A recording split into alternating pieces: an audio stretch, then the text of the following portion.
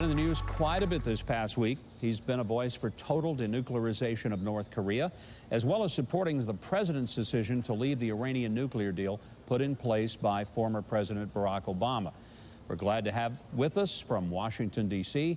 and the North Lawn of the White House, National Security Advisor John Bolton. Mr. Ambassador, delighted to have you here. And let's start with the Iranian deal. You were one of the voices that didn't like it in the beginning, and you were very happy about the president saying it's time to pull the plug. Why?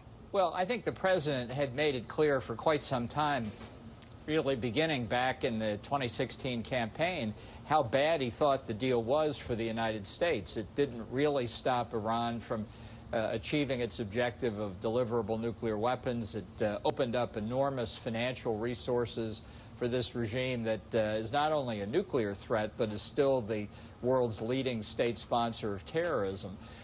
So he gave everybody connected with it a chance to try and fix it. He gave ample opportunity for that.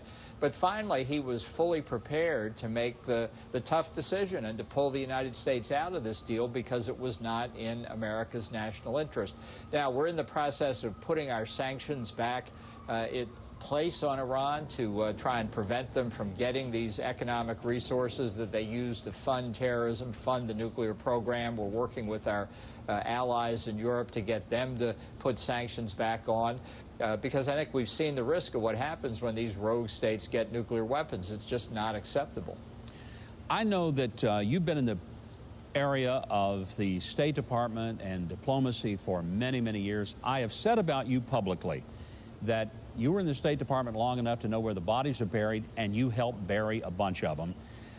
So I got to ask you about the change of culture and climate that's happening in our diplomatic corps, because clearly this president is operating, whether it's in the Middle East or with North Korea or with China, on a very different plane than previous presidents.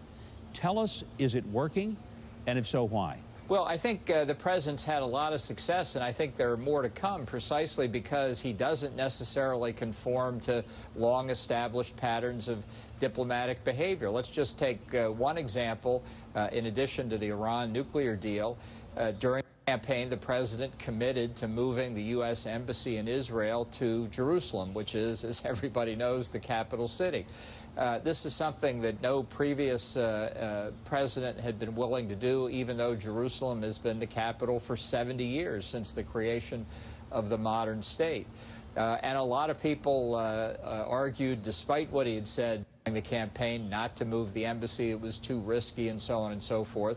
But he decided that he was going to follow through on what he said during the campaign because it was a kind of contract with the American people, very similar to what he did on the Iran nuclear deal. And he said it clearly, and we've now implemented it.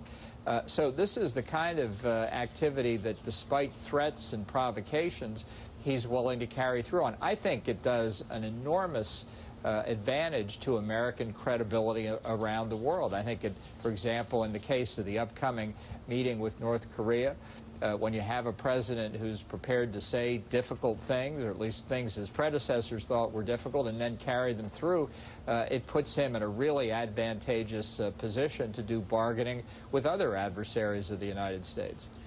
There's been some indication that North Korea's Kim Jong-un has said, well, maybe we'll not come to the meeting after all, June the 12th.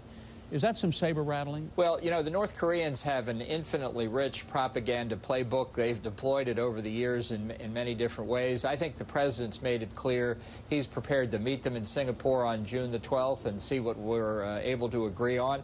If they don't want to come, he's prepared to accept that too. He'd like to see if there's a way to make a breakthrough here, to denuclearize North Korea, which, after all, is nothing more than they themselves have committed to many times in the past 25 years. China seems to be playing a major role in helping bring North Korea to the table. Is that pressure a large part of what's making this happen? Well, I think it's because of President Trump's action in being very clear that he expected international sanctions to be moved to what he called the maximum pressure.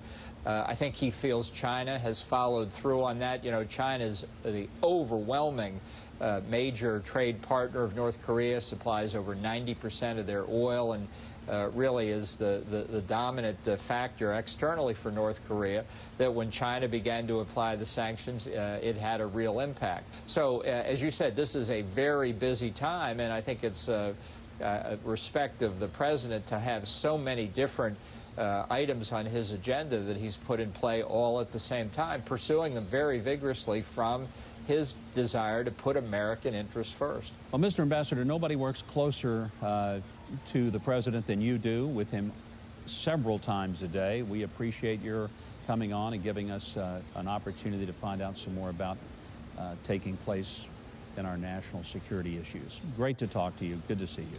Well, thanks so much for having me. I wouldn't miss this opportunity. Best wishes to you and all your viewers. Thank you so much, Ambassador John Bolton. Okay, Keith, tell